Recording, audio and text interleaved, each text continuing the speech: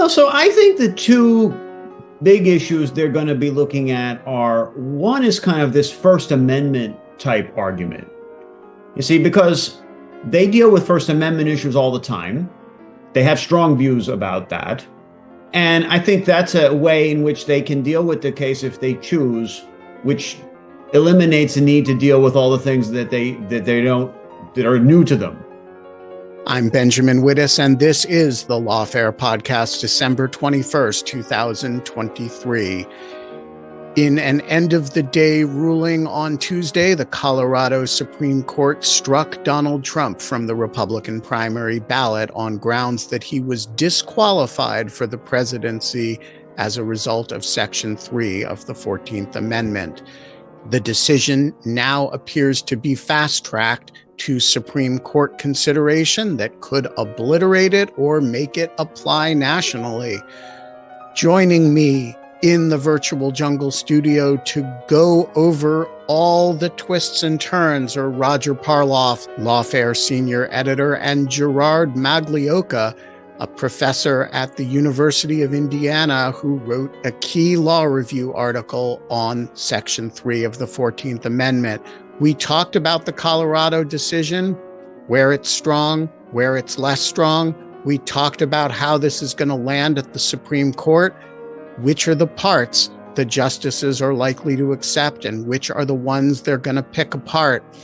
We talked about the politics of it all, and we talked about what it means to engage in insurrection. It's the Lawfare Podcast, December 21st. The Colorado Supreme Court has its day.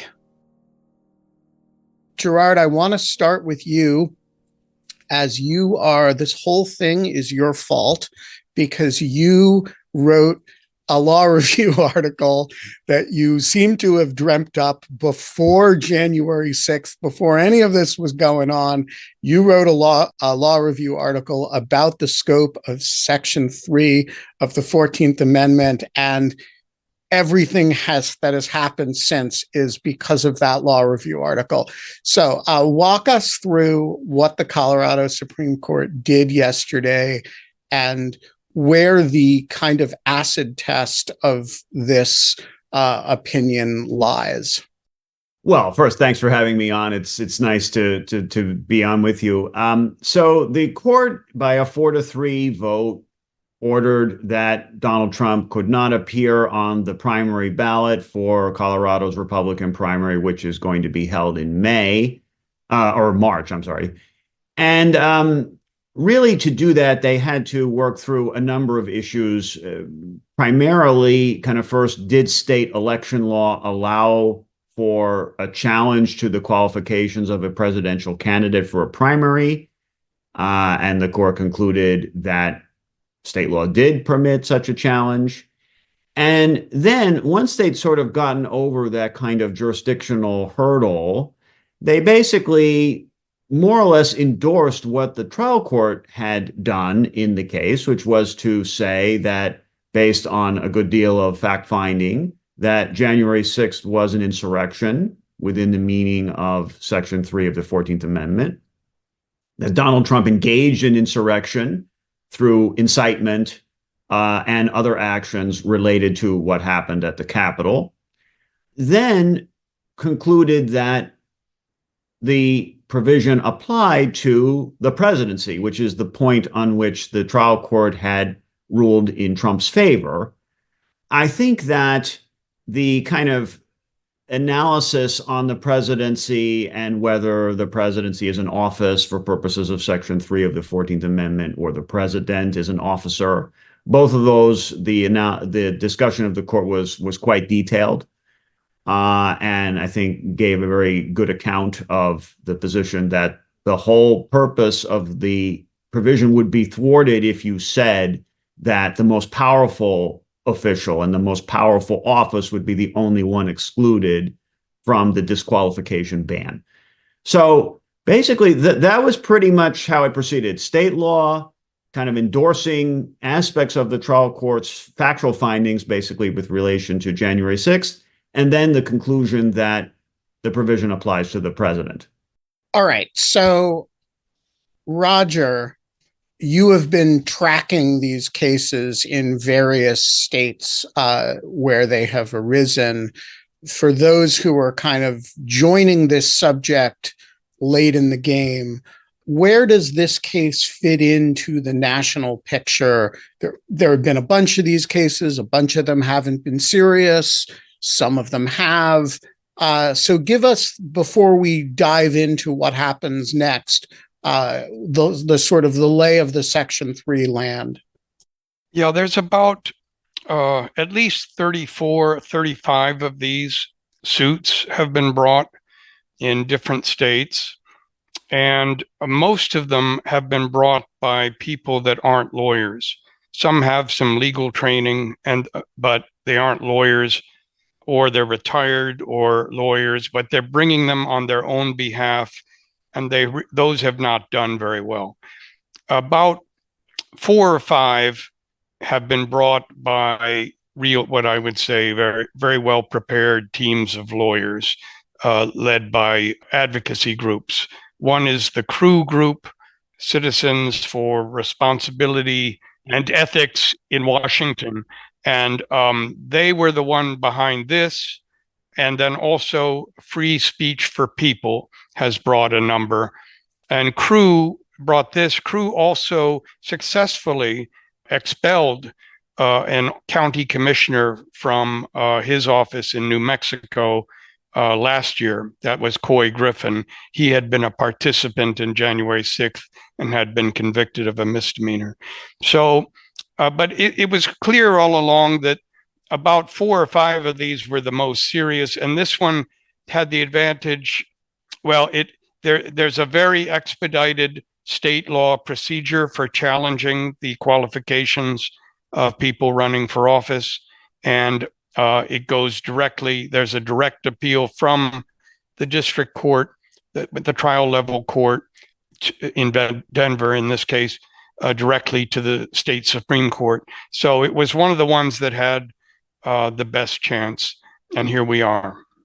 All right. So before we go on, again, for purposes of people who, for the benefit of people who, may have a distant sense of what Section 3 of the 14th Amendment is, Gerard, what is this provision and what does it say, and why are we talking about it all of a sudden? Well, we're talking about it because people in the immediate aftermath of January 6th described what happened as an insurrection.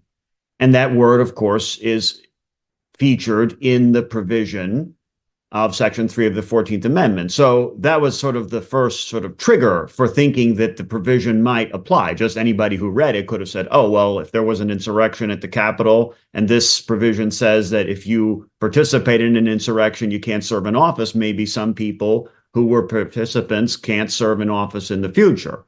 Now, the provision, of course, was written after the Civil War, initially to exclude officials who had joined the Confederacy from returning to office unless they received a special waiver from a supermajority of Congress. So the idea was that in 1865, when the war ended, many of the same officials who had left to join the Confederacy now wanted to come back to resume their old posts, including elected positions in Congress. And Northern Republicans thought this was outrageous, that people who had betrayed the Constitution could just walk back into their old positions with no consequences. So Section 3 was really put in to say that those people could not serve unless they demonstrated some repentance or, sort of apology, if you like, or if Congress just judged as a sort of policy matter that it was time for certain individuals to be given another chance, or for more general groups of people to be given another chance. Now, this, of course, is the first time that we're applying this provision to an insurrection other than the Civil War. And so that's one of the challenges, right? Well, how do we know that this was an insurrection, or how do we assess those sorts of questions, given that it hadn't arisen really since Reconstruction? But the initial thought is, well, what happened on January 6th was widely described as an insurrection. And then when you look more closely at it, you see that that wasn't just kind of hyperbole. That was actually grounded in an intuition about what an insurrection is, and January 6th fits well within a legal definition of what an insurrection is. Yeah, and how would you describe that intuition, the sense that, okay, if I go, let's use a real example, because I've actually done this. If I go and shine a spotlight or a laser projector on buildings associated with the Capitol Police might come over and tell me to stop, which they did, but nobody would call it an insurrection, right? People would call it, maybe being a jerk or political protest or maybe civil disobedience, but nobody would call it an insurrection. But here you have this constitutional language and you have this activity.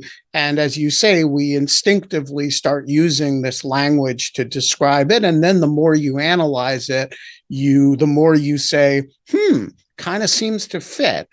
And so I guess my question is, what is the character, in your judgment, of activity that for constitutional purposes can be characterized as an insurrection for purposes of Section 3 versus merely protest activity, merely civil disobedience, merely being an asshole, being a criminal, right? There's lots of things that are short of insurrection that we have other words for. What are the fundamental characteristics of something, in your view, that courts should regard as insurrection for purposes of Section 3? Right. So there are about four elements really that matter. One is you have a group of people, okay, and they use violence in a public way, meaning the violence is public, meaning rather than secret, and then also that it has a public purpose of some sort. It's not merely a kind of private kind of vendetta that a group of people might be engaged in. And they're doing that to prevent the execution of the law and, for Section 3 purposes, prevent the execution of the Constitution. Now, the thing that I focused on in the immediate aftermath of January 6th was, look, this was not just violence directed against the Capitol on a day where the Capitol is empty. It's not violence directed at the Capitol when they're engaged in an ordinary discussion of some bill. It was a special proceeding mandated by the Constitution to count the electoral votes. There aren't that many things that are mandatory and of great importance, right? And so then the use of violence by a crowd to disrupt that, right, that puts it into a different category. And so whatever definition of insurrection you want to use, and I mean, there are a couple of variations on what I've said that others have put out there, all of them would cover what happened on January 6th, even if you narrow it to say something like it has to be about the authority of the United States government in some fundamental way, or kind of a core constitutional function, something like that. That would still apply to the Civil War, obviously, but then also to what happened on January 6th. So to me, the key limiting idea is it's got to be about preventing the execution of the Constitution, not just a law. And of course, also people who are going to be disqualified have to be people who had previously served in a position where they had taken an oath to the Constitution. It's not just anybody who participated. In fact, most of the people who participated in January 6th would not be covered by Section 3 because they were private citizens. Roger, you have the language that the court ultimately adopted here.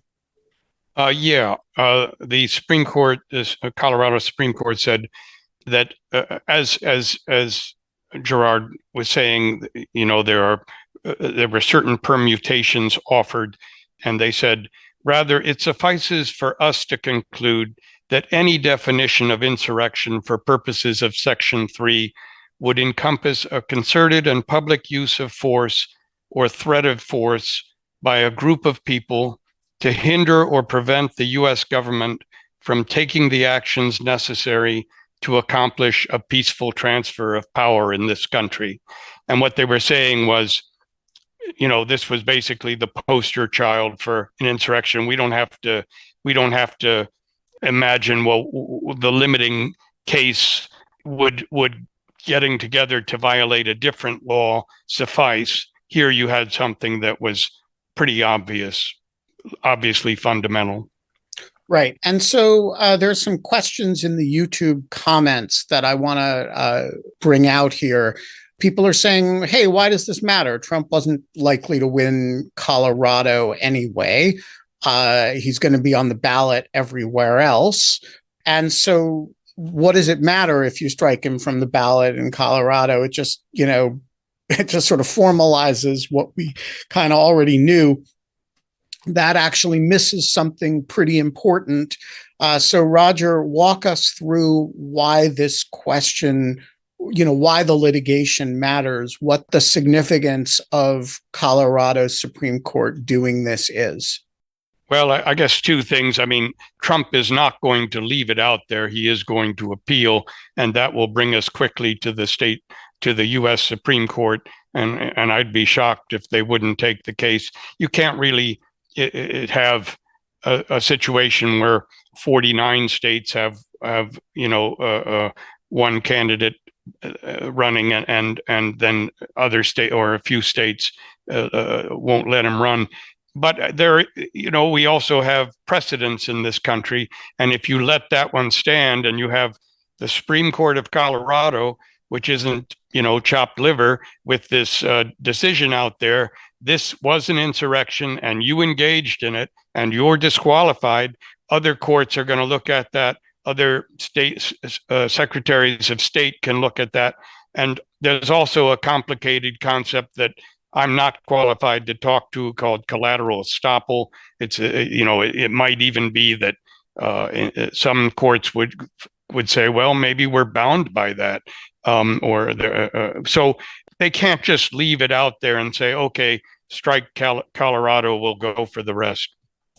Yeah, and just to amplify one of those points, assuming Roger is correct, and I think that there is no way the U.S. Supreme Court can leave this question unaddressed. It could, as long as nobody had struck, the former president from the ballot, but now it has to answer the question because there is an effective conflict between Colorado and a bunch of other states.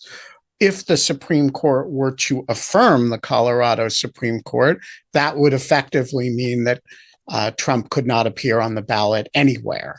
And so the potential consequences of this are vast, and we will get to shortly the question of how this is likely to play at the Supreme Court.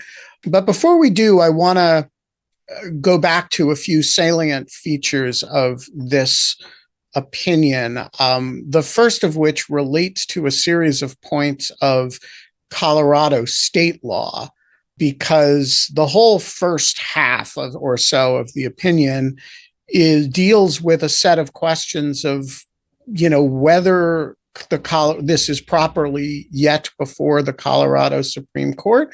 And frankly, the dissents are all on those points, not on the question of what Section 3 means in this context. In addition, a bunch of the other states that have ducked this question, particularly Minnesota, did it kind of on similar, these aren't ripe yet under state law kind of grounds. So, Gerard, my impression is that the Supreme Court of the United States is likely to think about the Colorado Supreme Court's word on state law in Colorado as final, notwithstanding what it did in Bush v. Gore in Florida, but, that it tends to be quite deferential to state courts on state law matters. Is there any reason why, why people sort of thinking about Section 3 and its implications nationally should pause and think about the Colorado state law issues, or should we regard those as, those mean whatever the Colorado Supreme Court says they mean at this point? But I think that's basically right, maybe with one exception, and that is there was in one of the dissenting opinions a discussion of the fact that maybe the process given to Trump was inadequate. And you could understand that as inadequate just under state law or just inadequate generally, which might mean a violation of due process under the 14th Amendment. Now, that said, I was a little less clear in reading the dissenting opinion as to exactly what was a deficiency of the process. I mean, there was a trial, witnesses were called, and the trial court ruled in Trump's favor.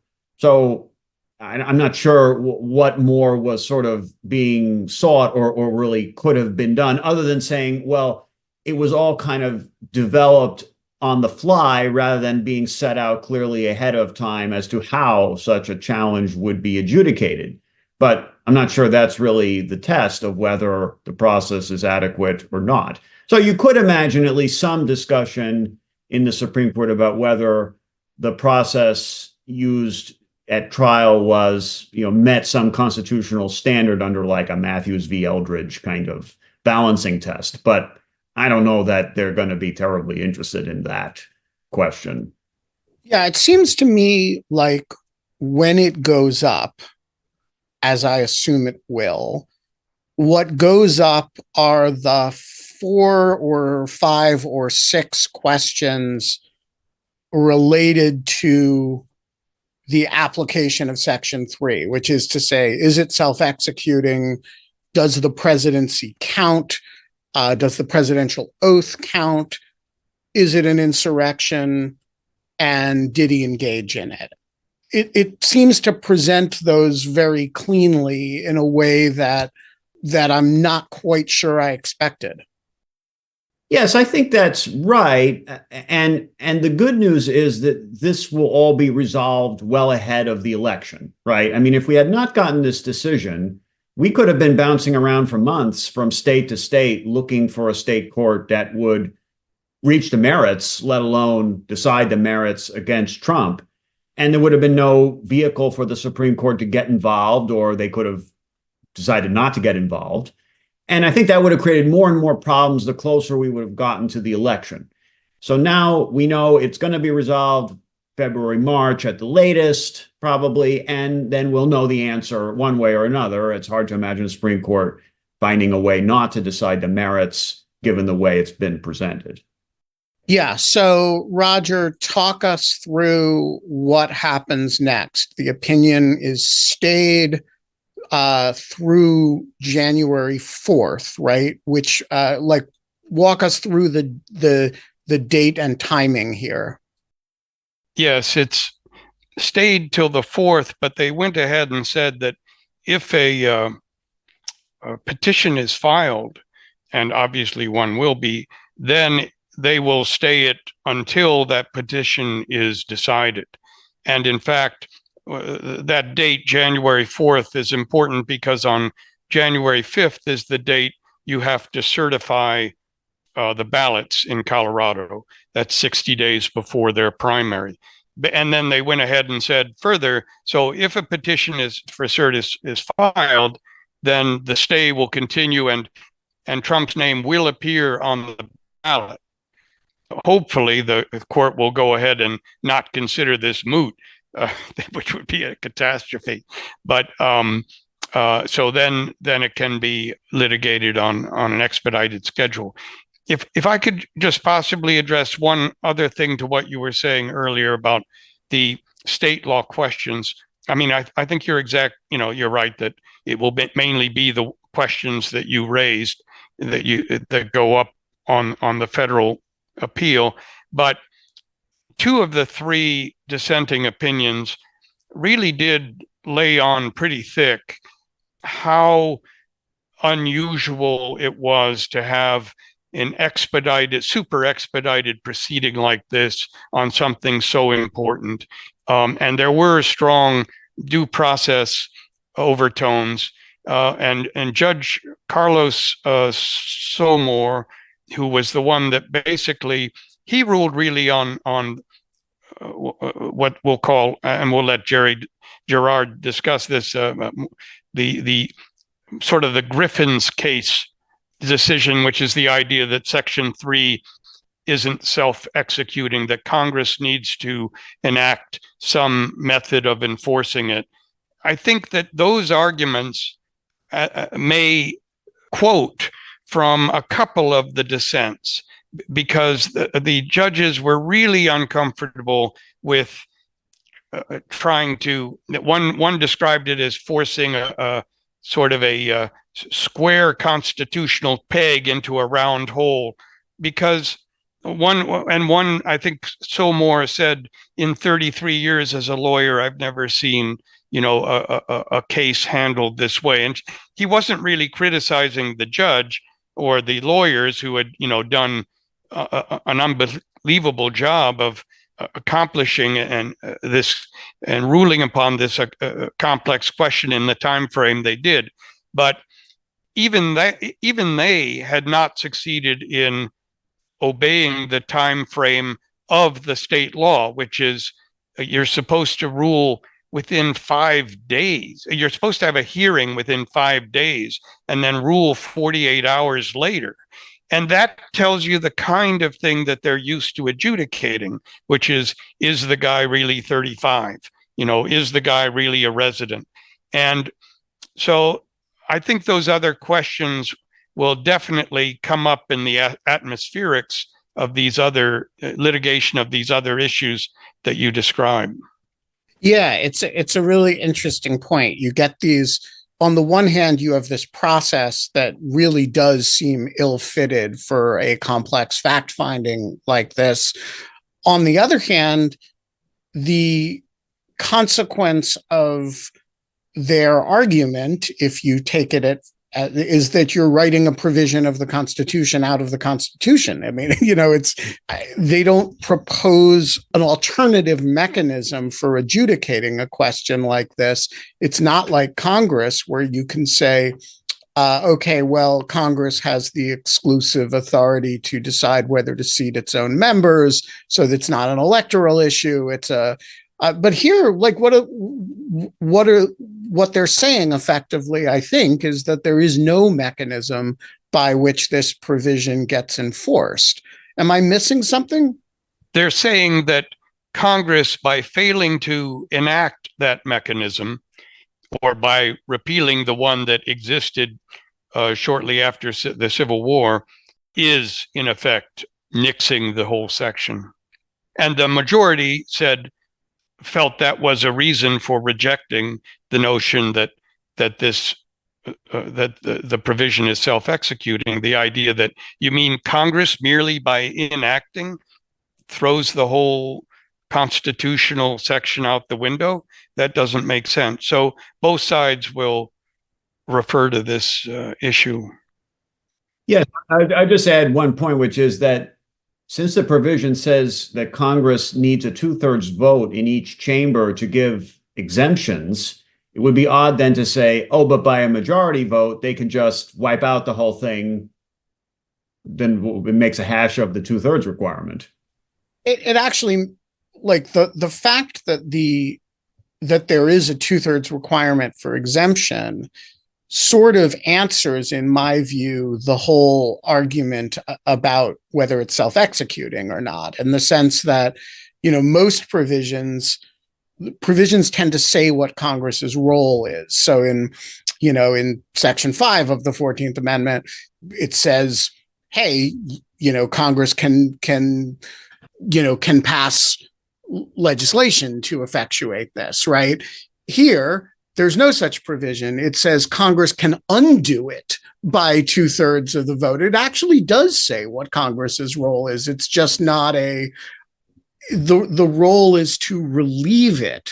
The default is that it applies, and if you engaged in insurrection, you're disqualified, and the congressional action can alleviate that, but it's not necessary to invoke it. All right, let's talk about how this is going to play at the Supreme Court. I think a lot of people who are cynical will say Trump appointed 3 justices. There's a 6-3 conservative majority on the court. Therefore, this is living on borrowed time. On the other hand, I do think there are some people who say, wait a minute, this has a highly textual basis.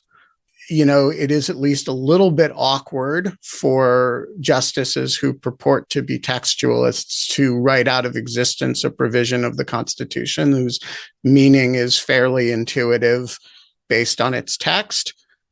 They don't have an easy way to dodge it. And so, Gerard, get us started. How do you imagine this plays at the Supreme Court? None of them have stated views on this subject. What happens when this shows up? Your guess is as good as mine, basically. I mean, when you have no track record to look at on a particular area of law or the views of the members of the court on that area, I mean, it's much more up for grabs. They're going to have to bone up, basically, on this provision. And they're probably already doing that. And so I think that's one wild card. Now, a second would be, well, what if anything might happen between now and when they hear the case? And of course, one thing that's going to happen probably is there are going to be some primaries. I mean, I don't know how rapidly they're going to put this on their docket, but you got to believe they can't decide the case before Iowa and New Hampshire, for example. That's probably a little too much to expect. So there'll be some contests. There'll be other conversation. Does that have any effect? Now, if it gets put off a little longer, well, there's a criminal trial date that's kind of looming in March. How does that interact with it? So I think all of that is going to be hard to sort of gauge. Now, here's the other thing to say about it. So this is a story I'm fond of. In 1937, Franklin Roosevelt calls the leaders of Congress in to tell them about the court packing plan. And as the leaders are leaving, one guy who is the chair of the House Judiciary Committee turns to the others and says, "Boys, this is where I cash in my chips." By which he meant he was going to oppose it, even though maybe that was going to be the end for his career. Right? Because he was going to be going against a very popular president of his party. Maybe this is the time when a couple of the justices are going to want to cash in their chips. That is, maybe they're going to decide, look, this has all gone too far for us to let Trump continue with this. And hard to say where people reach that point, right? And they may not. But you can imagine that they will, given what you've said about sort of the strength of the underlying legal claim, as well as sort of the atmospherics that will be going on between now and whenever they hear the case.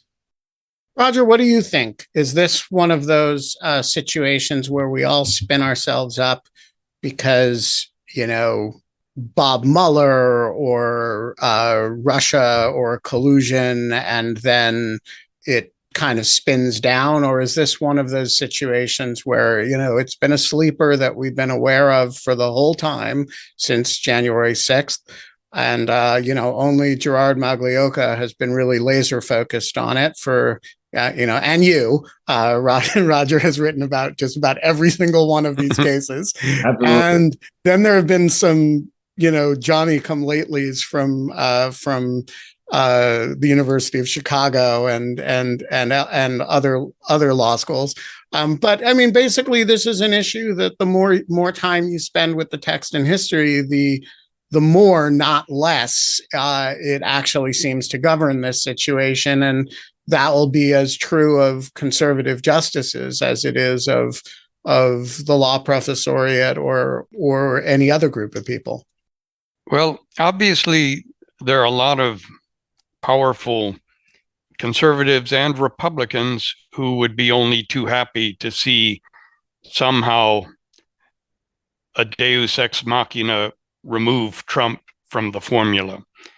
But that said, I think we should also notice and say that the judge below was a Democratic appointee, and all 7 of the Supreme Court justices in Colorado were Democratic appointees, and it got through 4-3. with some very strong dissents. Strong, I would say, about the procedural discomfort that something of this, with these stakes, would be decided, in such a compressed time schedule. It was a bench trial. It was not a jury trial. There was no discovery. There was no time for it. There were no subpoenas. There was no time for it.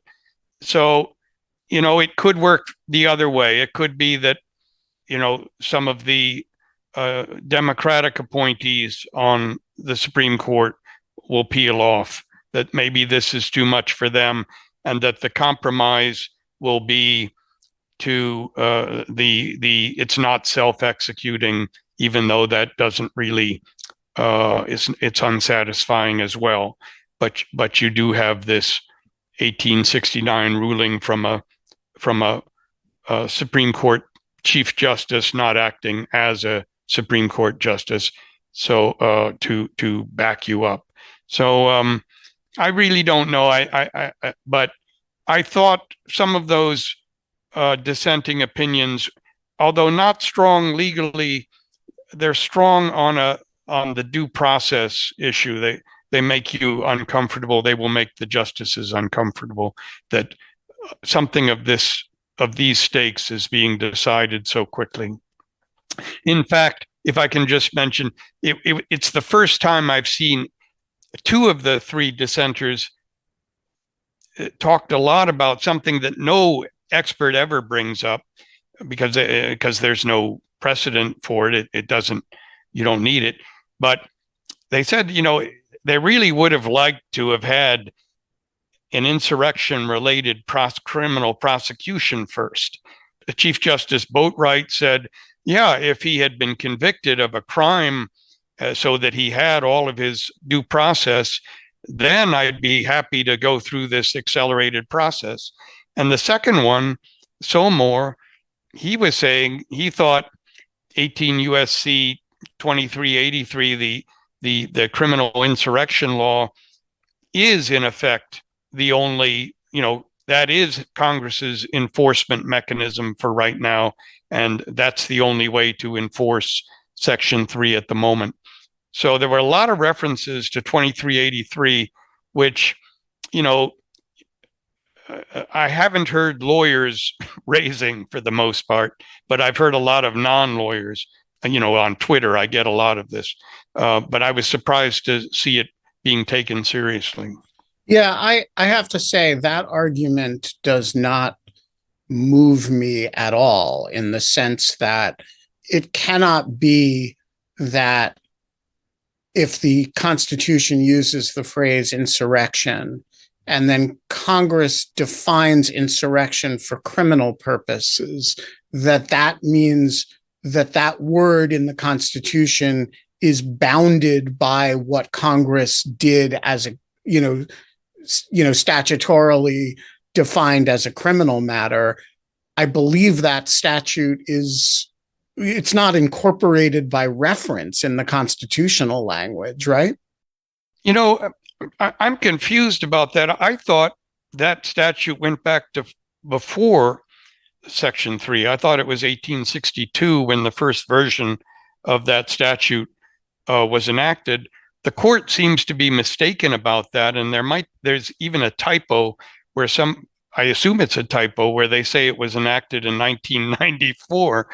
That obviously isn't the case. It was I know of a prosecution under it in 1894, but so that part of the decision showed that this was an expedited appeal. Right. So, all right, Gerard and then Roger. I'm curious. This will go up. I agree with Roger that there are some sort of the state law atmospherics are going to be a factor, but ultimately, I think the question is going to turn on one of these areas where the federal text seems pretty obvious to the viewer who's just comes to it plain, but lawyers can have really developed some real arguments about it. And so each of you, I'm curious what you think the questions are that the justices are going to care the most about and be most fixated on here. I'll just lay my cards on the table. I think it's going to be is the president actually an officer of the United States, which sounds like a completely crazy question, but is actually one on which I think, Josh Blackman and Seth Barrett Tillman have made a at least colorable argument that the answer is this doesn't apply to the presidency. Well, so I think the two big issues they're going to be looking at are, one is kind of this First Amendment type argument. You see, because they deal with First Amendment issues all the time. They have strong views about that. And I think that's a way in which they can deal with the case if they choose, which eliminates the need to deal with all the things that that are new to them. Just walk us through that. How would it work? It would be, well, the speech is not incitement. It's First Amendment protected under Brandenburg. And so you can't call an insurrection what's really First Amendment protected speech. That's right. And that might be particularly true for political speech, right, which is kind of core to First Amendment protections and so on. So I think that Brandenburg will get a lot of attention in the Supreme Court.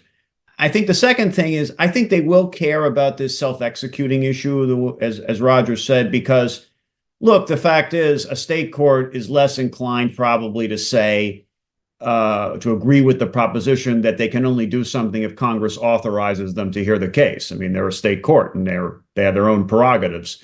The Supreme Court will be not so worried about that, and they'll be interested because Chief Justice Chase was the Chief Justice, and even though Griffin's case was not written in that capacity, they'll give it its due for that reason. I mean, the officer argument, I don't know. I think part of the problem is they're being presented at the same time with this question of, can the president be prosecuted? Can a former president be prosecuted? Does he have immunity? And I just think it's all part and parcel of a kind of message they may want to send that, look, the president's not above the law. And so if you say, well, yeah, he engaged in insurrection, everything is in order, but you can't apply it to him because he was a former president. And if he were anybody else, it would be applied to him. I just don't think that's going to carry the day. I mean, but that's just my 2 cents on that one. Roger, what do you think? What are the issues that when this goes up, you think the court is really going to focus on? I think the self-executing issue is the one that is going to be most appealing to those who don't want to disqualify. The Section 3 doesn't apply to presidents. None of the dissenters went that route. None of the dissenters here said, no, I think that, the judge was right. That was a convincing argument. At oral argument, a number of them kept asking why that wasn't absurd, including one who is among the dissenters. She was, that argument was very unconvincing to this panel. There's maybe one, just the dissenters, Somore, who said in his opinion that he thinks, it's arguable at least. So there wasn't a lot of encouragement to go that route. I guess if you want to end this once and for all, the Section 3 doesn't apply to presidents will still leave open the possibility that we right now we have Jacob Chansley, the QAnon shaman, wants to run for Congress. There are other people, Jim Jordan. There are other people that have issues with January 6th, and that won't. So that'll still be bubbling. It's hard to know what way to go if you want to escape this issue once and for all. But I think the Section 3 isn't self-executing. Among the alternatives is the most plausible. And what about, It's interesting. We've all identified different arcana as possible ways out, from whether the provision is self-executing to whether it technically applies to the presidency. None of us said, gee, the problem that they're going to have is that 5 justices are going to say January 6th wasn't an insurrection and that Donald Trump didn't engage in it. I guess, Gerard, you got closest when you said maybe his activity can't count as insurrection, engaging in it, because some of it might be First Amendment protected. But there's some of his activity that's clearly not First Amendment protected. And so I'm curious whether either of you see, 5 justices saying, no, this actually really, the whole premise of that Magliocca law review article was wrong. This doesn't really sound in insurrection at all. I got to say, I don't see justices saying that. Do either of you? No, I don't think so. I think they've got other ways to resolve it without getting to that question. And I think, frankly, also it's a hard argument to make that January 6th was not an insurrection, even if you adopt a narrow definition of what an insurrection is, so long as you're not, because even if you want to say, the narrowest definition would be, well, you have to try to overthrow the government, even though that's not how people understood insurrection in the period leading up to the 14th Amendment's ratification. But even there, you can make something of an argument that was an attempt to overthrow the government, right? If you say the duly elected government. So, I don't think that's a ground they're going to go on. I think they're much more likely to go on the ground that Roger referred to about self-execution, or perhaps just invoke a very broad understanding of the First Amendment to shield kind of almost everything from scrutiny. Their record on insurrection was just terrible. The record that's coming up, they wouldn't even offer a definition. The Trump's lawyers wouldn't offer a definition. They would say, this isn't enough, but I won't define it. And then they said, well, it needs to last longer than this, and it needs to be geographically wider spread than this. And the judges would say, and what's your authority for that? And it really ought to involve firearms. What's your authority for that? It was I would be amazed if anyone wants to go that route. All right. So, Roger, how quickly is this going to happen? Give us a little bit of a roadmap. We have today the Trump cert before judgment brief due in the Supreme Court. The Supreme Court created a really quick briefing schedule for that. Are we looking at days or weeks or months before the court takes this up and maybe resolves it? Well, I forget the how many days you have to file a petition for cert, but obviously they will do it before January 4th, and that'll be sufficient. Then I assume they will. It's an expedited proceeding, but I'm really not an expert on Supreme Court procedure, so I know they can go quickly when they need to. I expect to hear within a couple months. To get to a resolution within a couple months. What do you think? What's your expected time frame on this? If I had to take a guess, I'd say you get an argument towards the end of January and you get a decision sometime in February. Yeah, so quick. Yeah, because of the primary calendar is going to be moving along. Now the irony, I suppose, is that if Trump wins the early contest and kind of is going to clearly be the presumptive nominee, it gives them a little more time to decide if they want to, because there aren't really any more active contests going on. But I still think they'll want to get it done promptly to sort of just settle the matter before there's too much uncertainty.